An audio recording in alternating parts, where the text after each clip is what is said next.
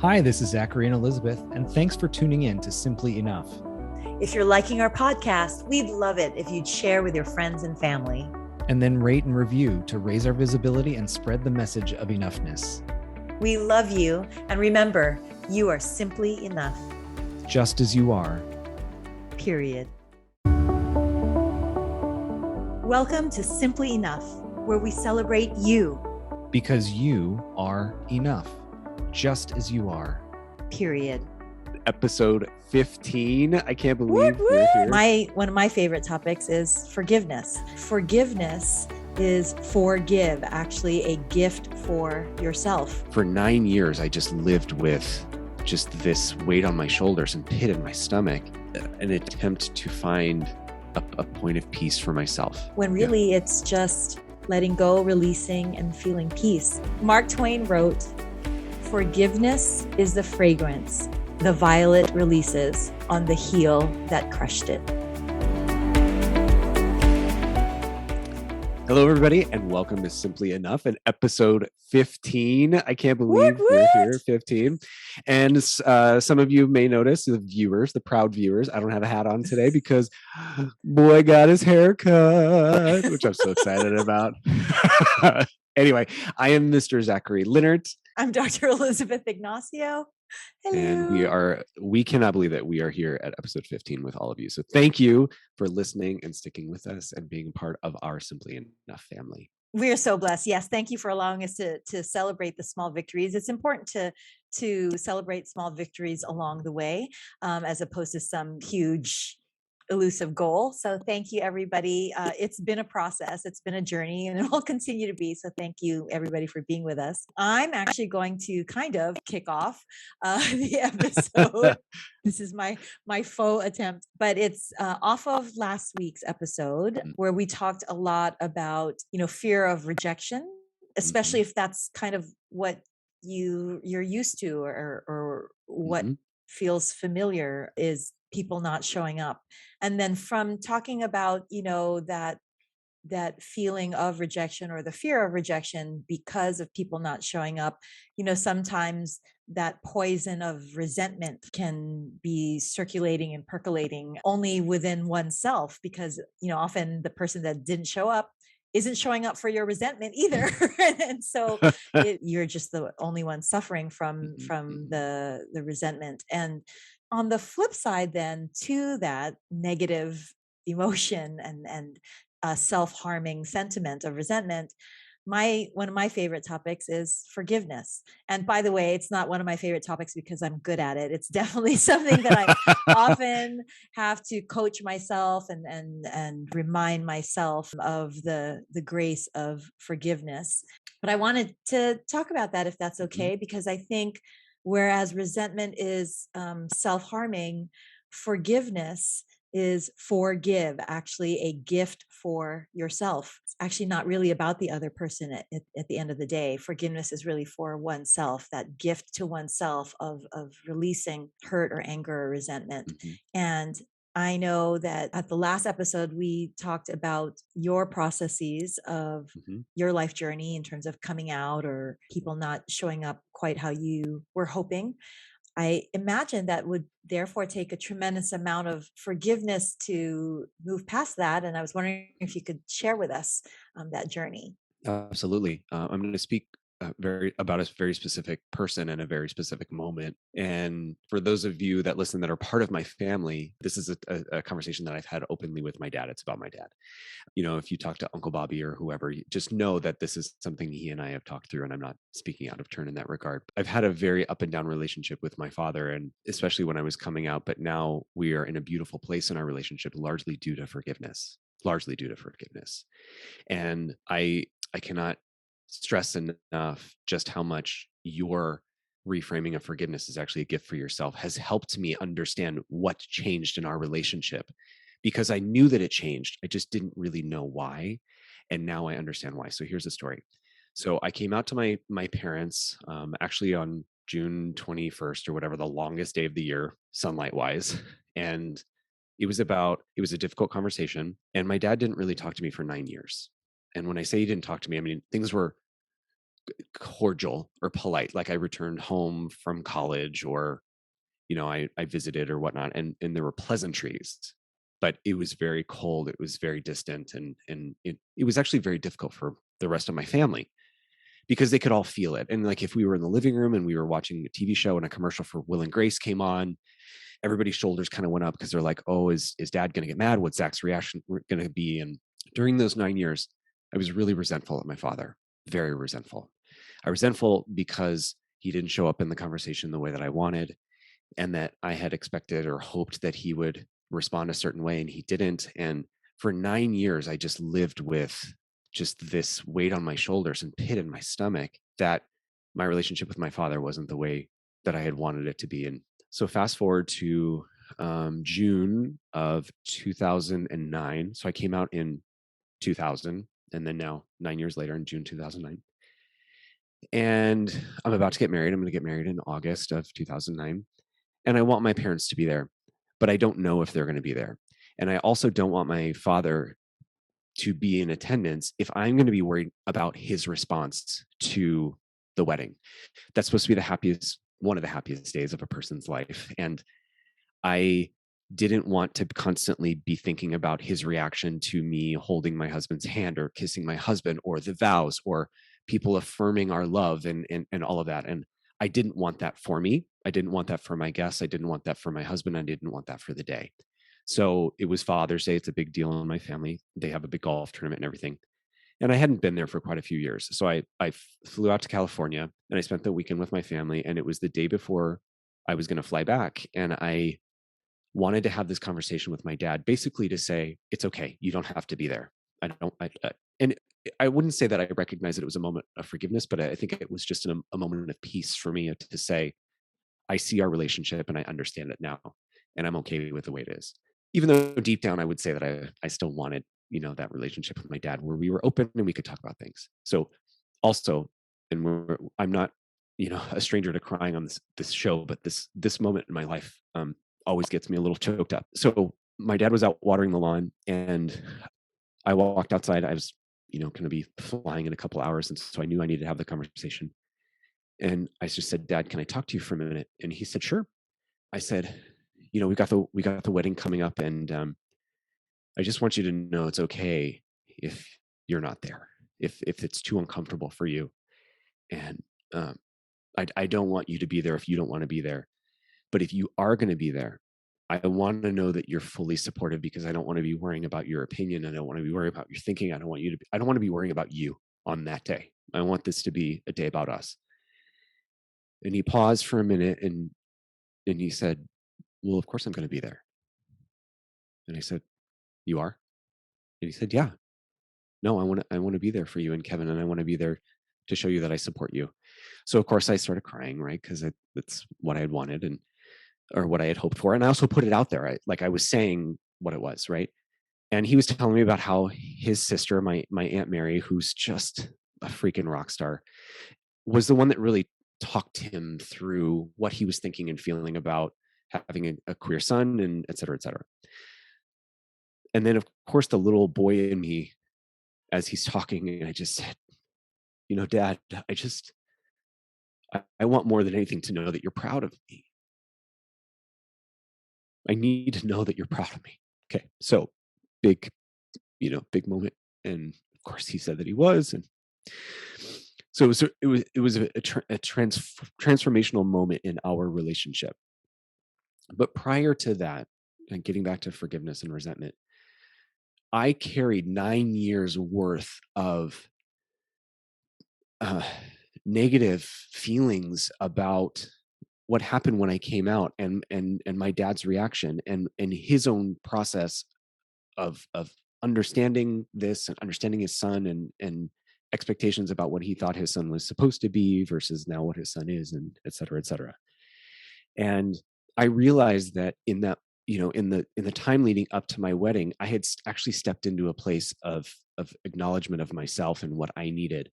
And I had let go of holding on to whatever my dad's process was going to be and whatever my dad's journey was going to be, and actually give that back to myself and say, on my wedding day, this is actually about me. So how does this tie into forgiveness? I don't know that I was aware enough at the time to talk about or to label it as a moment of forgiveness for myself. And I'm going to give it back to you in just a moment. But I would say, upon reflection, thinking about what I did prior was I actually I allowed myself to acknowledge whatever it was that I was thinking or feeling and then let it go. And then step into a moment with my dad where I can say, this is what I need. This is what I want. And I also release whatever your reaction is going to be. So that's my story. Sorry. Not sorry. There's absolutely nothing to be sorry about.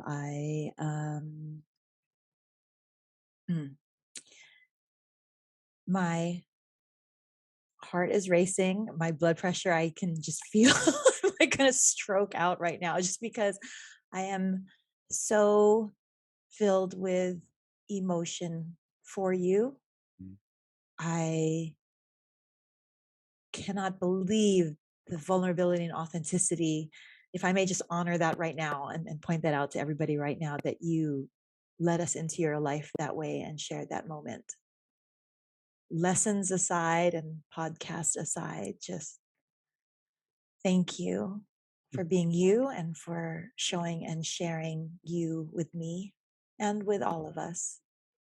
I just need to give a moment of honor of what Thank you. you just did and said. And if I can just ask of all of our listeners and our viewers, um, for some, you might feel like this is hard for you to relate as a, you know, cisgender straight Mhm. person.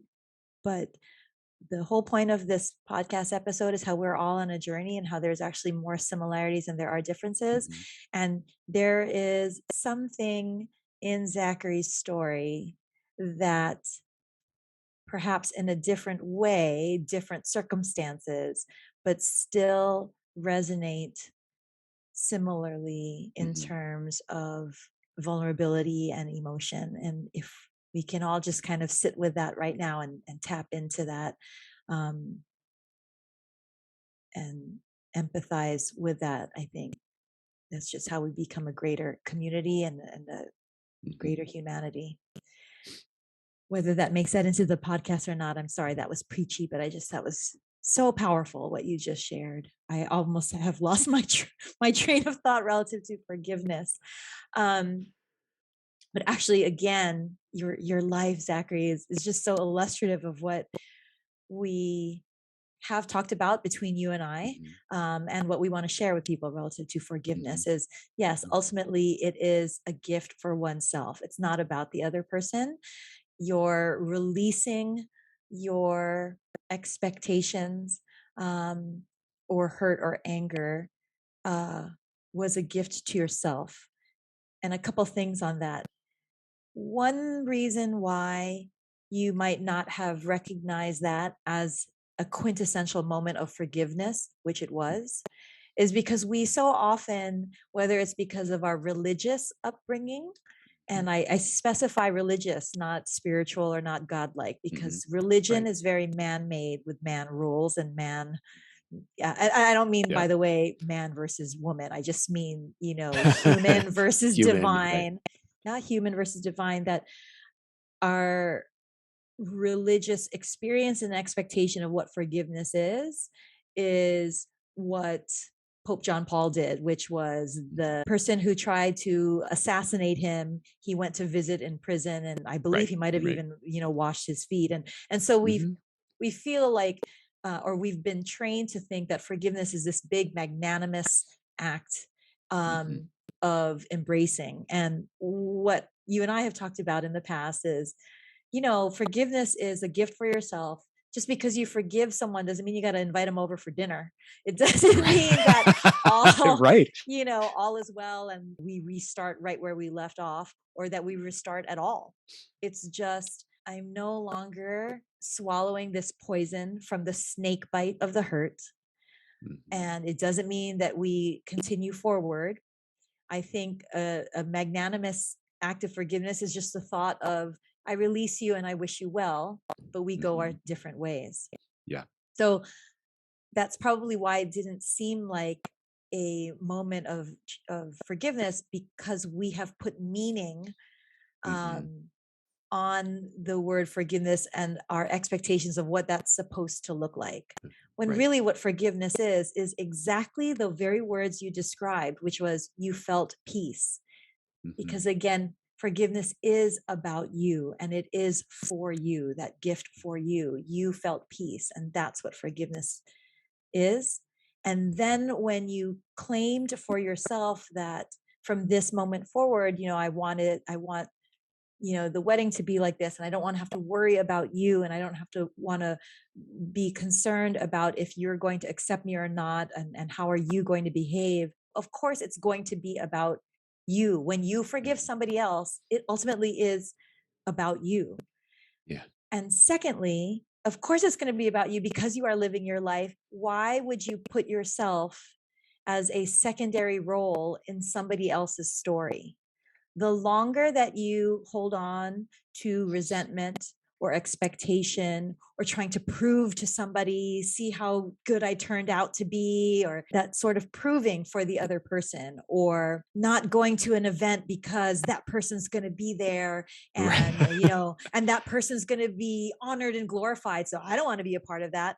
Again, that's the resentment and the hurt, which is making that other person the star of the show that you're Mhm. living in, and you're just playing a role in their story. Mhm. Whereas forgiveness is living your story and living your life, which isn't selfish. That's how else can you live your own life except for you as the role in your own film? You are the producer, you are the writer, you are the director, and you are the editor of Mhm. the screenplay. That's exactly what you did in that moment. It didn't look like forgiveness with a capital F, Yeah. as we have been trained and groomed to only see forgiveness as some Mhm. humongous magnanimous act for the other person, when Yeah. really it's just letting go, releasing, and feeling peace. I can't help but think of a few people that I admire whose very life and their success, and I hate that word, but big step that they've made in their life achievements was based on Mhm. forgiveness. One is director producer Tyler Perry, who was abused. He's very open about this now, Right. but he was abused by his father, and it was only until he forgave him and just recognized he is his father. Just like Ted Lasso says, different people are different people. His Right. father is a different man, and so as a different man he might handle things differently, and perhaps even as an act of forgiveness look to see what his father had been through and how he might have been groomed or trained or taught. Not that that's how Tyler Perry would parent. In fact, Tyler Right. Perry parents very differently because of it, but he at Mhm. least can acknowledge and recognize that his father's just a different man that did things differently and hurt him, but that he's going to let it go. He even did the magnanimous thing of supporting him financially, but relative to an emotional relationship, Tyler Perry Mhm. says there is none there. Right. So again, you can frame what forgiveness looks like, um, as to how it serves you and brings you peace. Dr. Wayne Dyer did the same thing. He was abandoned by his father and actually was placed in an orphanage for a few years because his mother, though alive, couldn't take care of him and his brother during the time of the depression. For a long, long time, he held resentment, and almost couldn't wait for the day when he could meet his biological father and Mhm. set the record straight. And he came to find out that actually his father passed away and was in a pauper's grave.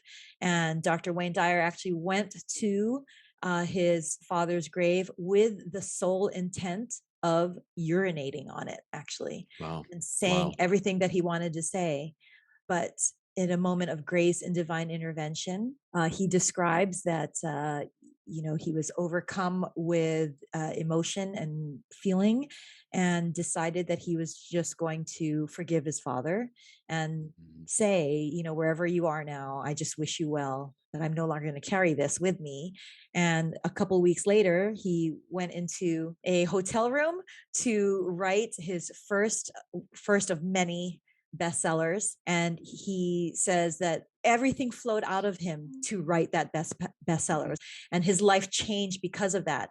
But he truly feels that the reason why he was able to, for lack of a better description, channel all that he wanted to say and flow out onto the page into this first of many bestsellers is because it stemmed from his release from forgiveness. Wow. And that's how transformative forgiveness can be. And forgiveness can look very different to different people in how they forgive. But ultimately, the crux of it still is, it is a gift for the forgiver. It is a gift to oneself when one forgives.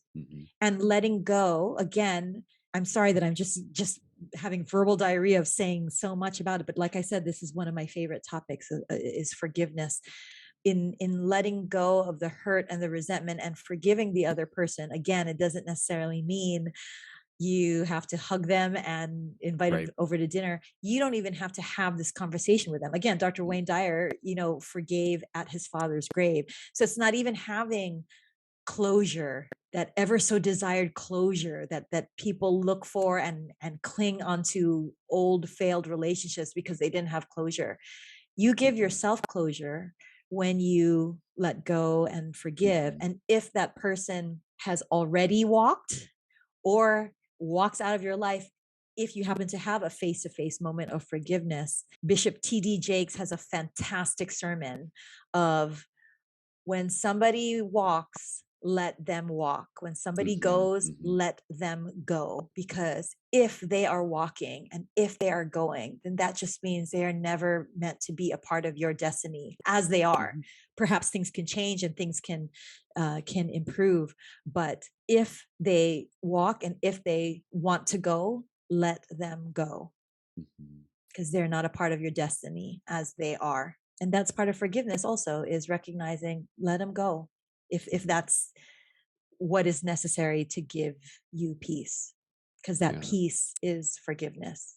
I don't want this this episode to end without you sharing the beautiful quote about forgiveness and the flower. So let's not get away from that, because it's such a beautiful quote. And after hearing it and then talking it through with you a little bit, I thought, what an amazing quote that I think we could share with our listeners, because I know selfishly it had such an impact on me. But then the other thing that I want to just throw out there, and I'm just exploring this thought as you were talking. So I'm just going to put it out there, and then I want to work through it with you. You helped me and us see through the story of the opening the doors for all the people, and then my friend that was like, none of them said thank you. Did you notice? And you clarified that the difference between expectations and standards, right? I'm wondering if forgiveness is the bridge that moves you from those expectations into standards, where you maybe something that, okay, so let's use the door example. And again, I'm working through this thought. So you feel free to jump in or work through my thinking with me. You open the door for somebody, they don't say thank you, and you get really angry.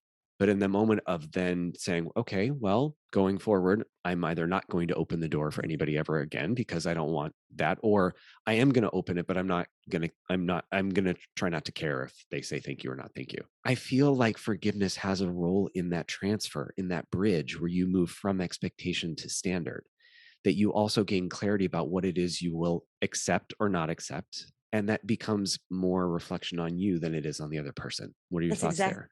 That's exactly, I don't want to say correct as if I'm like the holder of the truth. Right. Yes, right. Yes. Absolutely.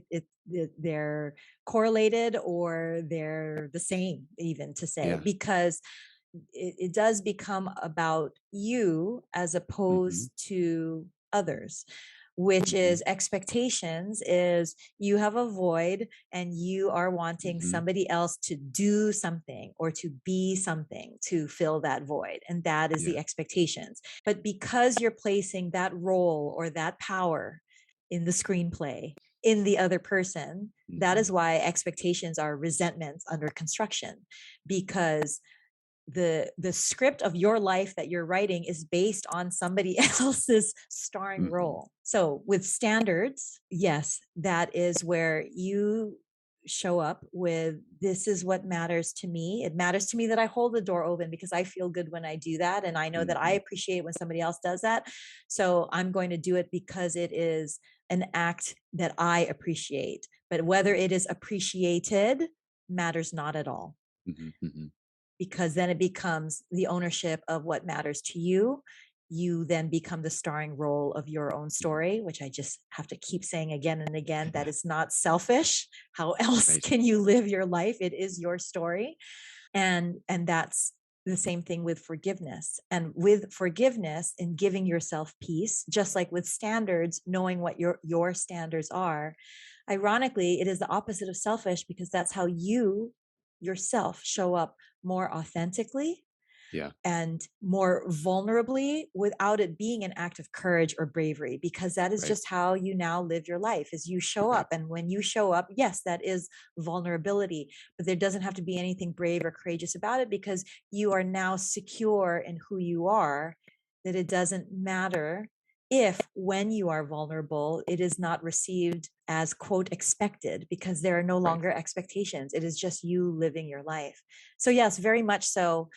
Standards and forgiveness are related, because it comes from Mhm. a place of you and your inner Yeah. GPS, not externally guided. I just giggle because it's not uncommon when I have coffee or meals with friends, or when I Uh-huh. have my clients, and they often say, "Ooh, I got to write that down. Oh, I got to write that down." I mean, I must say that does get said a lot to me in conversation, and I just cringe a little bit, because I'm like, I didn't say it. I just happen to have a memory of Right. quotes that impact me, and because they impact me, they register, and because they register, they're in my brain, and then I can repeat it. So Right. it's not that it's coming from me at all, but so that I don't forget, that quote that you were talking about in terms of forgiveness is Mark Twain. I wish I could say it was me, but it was Mark Twain. And he said, I hope I don't butcher this, because you kind of surprised me with it. I'm sorry. But no, it's okay.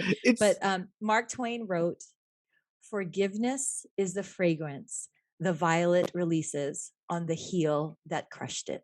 Forgiveness is the fragrance that the violet releases upon the heel that crushed it. Notice that the heel doesn't come back. It's not about making the heel turn around and say sorry and recognize, oh my goodness, I crushed you. No, the violet just releases that fragrance.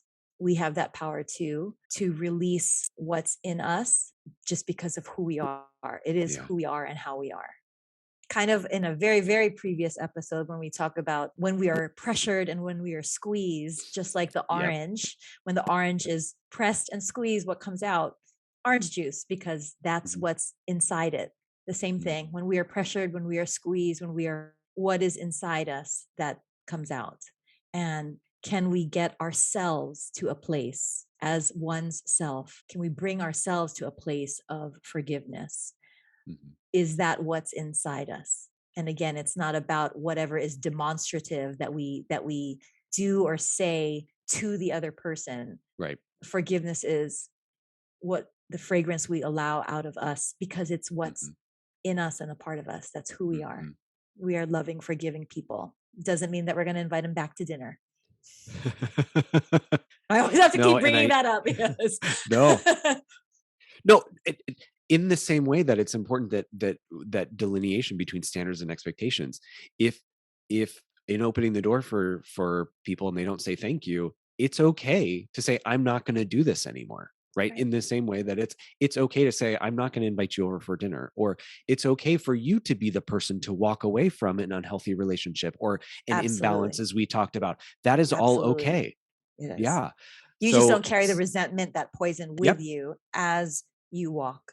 So Yeah. so yes, you can let go of somebody who's walking away from you, and you yourself also, as part of the peace that you have gained from Mhm. forgiveness. You never invite that in your zone again, Yeah. and you're the one that walks away, but without resentment. without resent. And that's the key, That's the because key. otherwise you're still tethered. Correct. That's the And poison that's still circulating from the snake bite. and that was 9 years. It was 9 years with my dad, and that's not our relationship now. And I want to come back to that, that I'm in a very different place with my dad. I would also say that I think partly due to my own willingness to be the leading player of my own story, right? Right. That moment, I think, then allowed me to say what I needed or wanted, and then invite my dad into that space. Exactly. Well, I also have to thank my Aunt Mary. Shout out to my Aunt Mary, because I know she listens, and she was a critical voice for my dad. But the other thing that I will also say, and you've said this a number of times, and I am still a work in progress in this regard, and so I imagine that many of our listeners and viewers are, go back to what Dr. Ignacio said.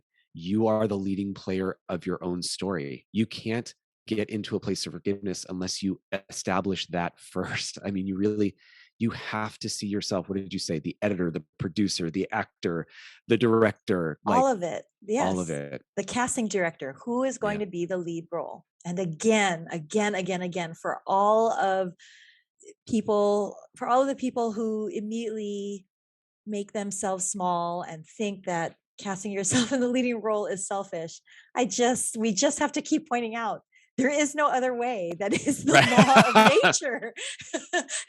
Now, but what I will also say is to often clarify, and I clarify for myself when I coach myself as well, which is, it's not a zero-sum game. There's not just this one pie and it's all relative. And what I mean by that is, when you have confidence or when you have belief in yourself, it doesn't mean necessarily that you are therefore making yourself better than somebody else.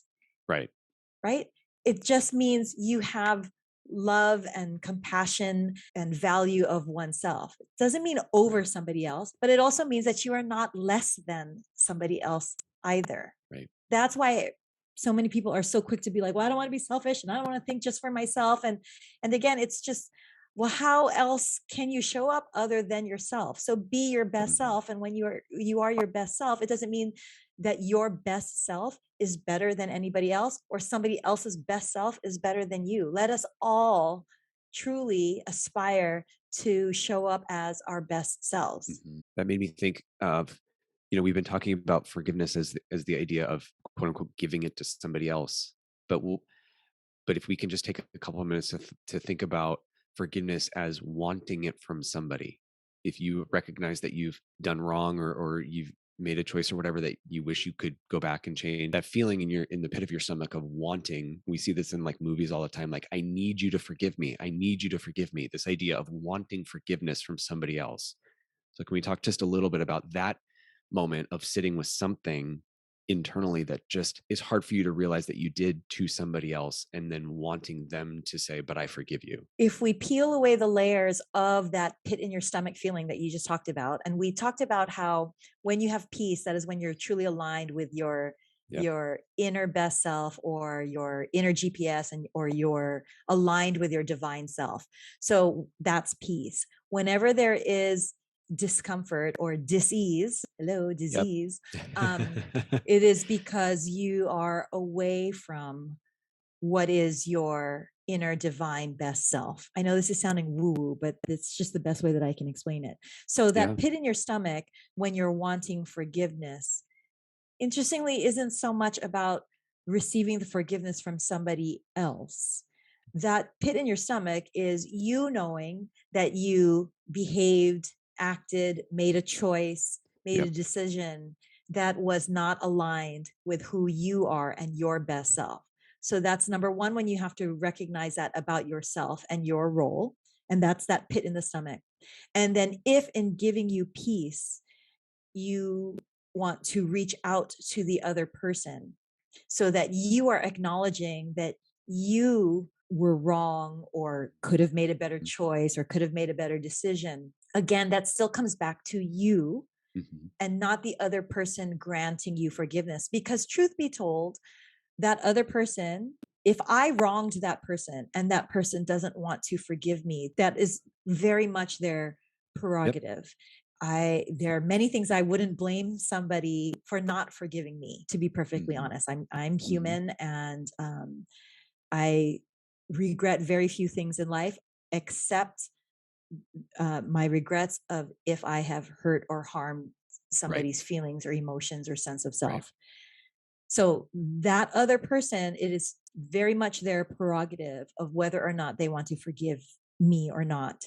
But because I have this pit in my stomach, for my own peace, I would reach out Mhm. to ask for forgiveness, not expecting them to forgive me, but more so just to acknowledge and name that pit in my stomach that I'm Mhm. feeling because that act, that choice, that decision was not my best self.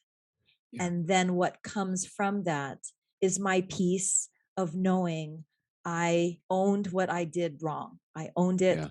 and I am sorry. And if that other person doesn't forgive me, I do not judge them. That is their prerogative.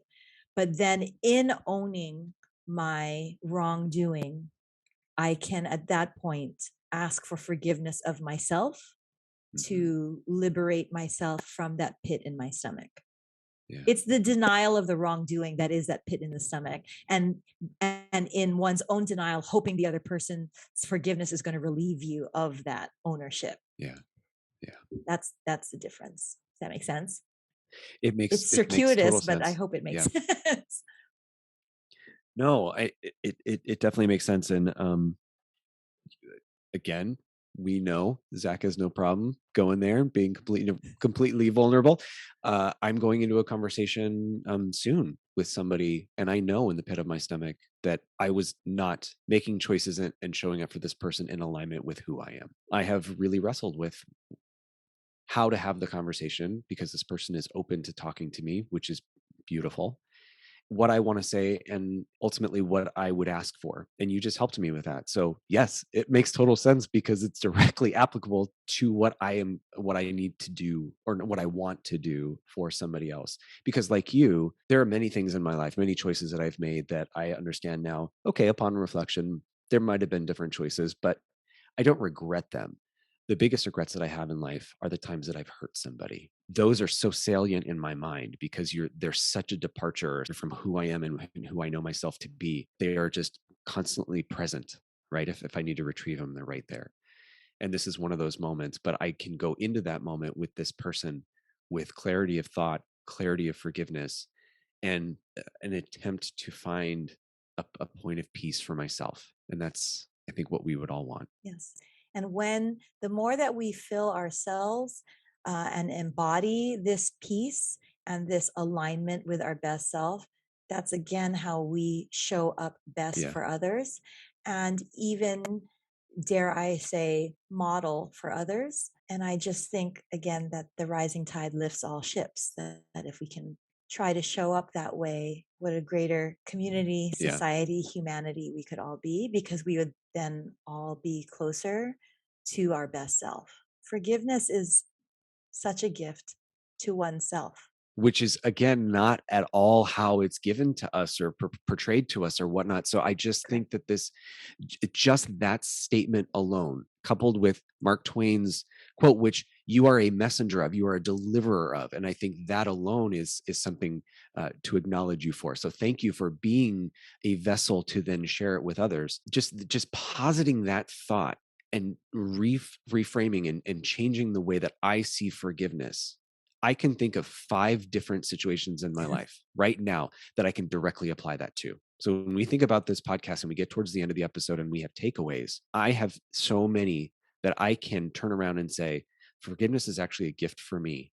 Mhm. And it is the fragrance the violet releases upon the heel that crushed it. Yes. Did I say it Amen. right? Yes, you did. Beautifully, Do you have any beautifully and takeaways poignantly. today? No, because I'm still reeling from your story, Zachary. Oh, I'm reeling from it, and I'm grateful to you for your authentic vulnerability and for your perspective, and how, again, for myself, certainly when I look back on situations in my life, and what I hope for our listeners and our viewers is, whether it was different circumstances, if they can see themselves in mhm. that moment of vulnerability, hope, fear, strength, compassion, forgiveness. It's all in us. We all have that in us. Shows up differently, but we all have that. We just have to be willing to make ourselves the leading player of our own story. Well, thank you, love. Thank you for today's episode. And for those of you who don't watch the videos, which I encourage you all to do because we're quite lovely looking people. But Except today, my hotel room, again, the sans makeup, except I used chapstick, which I put like, Okay. that's all I have is chapstick when I travel. Oh my God. Our hair, our look, all of that is such a part of our prep for this show. And we know that there are proud viewers, right? But most of you are listeners. Anyway, for those of you who don't watch, and that's okay. Elizabeth always ends with a little kiss goodbye. So just as you're going forward, listening to us from here, when you get to the end and we say goodbye, just know that Dr. Elizabeth Ignacio and I are blowing you a kiss, wishing you well on your day. So thank you for tuning in to Simply Enough. Thank you, everybody. We love you, and you are simply enough, just as you are. Period. Bye, everybody. Bye. Love you. Bye. Love you.